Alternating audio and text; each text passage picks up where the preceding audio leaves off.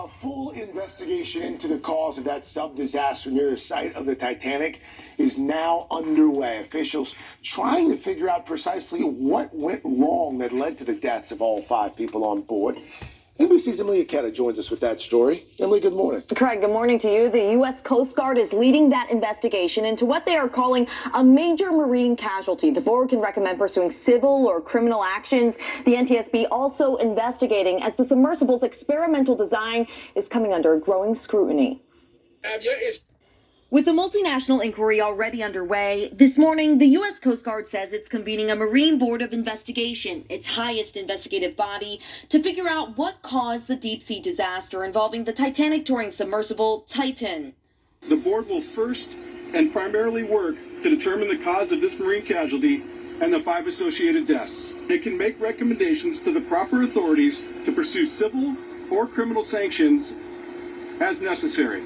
Authorities say they're reviewing data and voice recorders from the mothership, Polar Prince, which chartered the sub out to its launch point, and conducting interviews with crew members. Pelagic Research Services, who helped in the attempted rescue effort, sharing these images of its remotely operated vehicle, Odysseus, from a recent dive. The company calling the Titan recovery missions remarkably difficult and risky.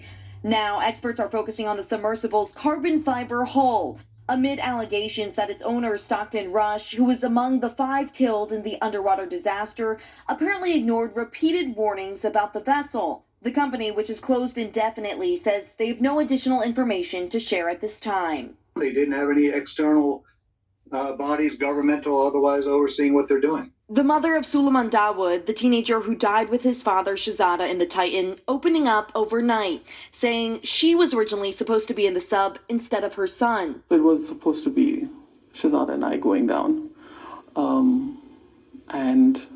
But then I stepped back and gave the space to Suleiman because he really wanted to go. Christine Dawood also remembering her last moments with them. We just hugged and joked, actually, because Shahzada was so excited to go down. He was like a little child. I miss him. And I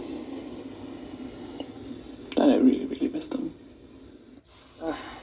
And investigating officials say there were 41 people on board the support ship, Polar Prince, when it set sail on June 18th, including some family members of the victims like Christine Dawood, who you just heard from there. Interviews with those on board are already underway by authorities. The U.S. Coast Guard says a key goal of its investigation is making recommendations to improve safety on the water worldwide. Lots of eyes on this investigation. Absolutely. All right, 7:16. Let's check in with Mr. Roker again and get the rest of the forecast. Hey, All right, guys.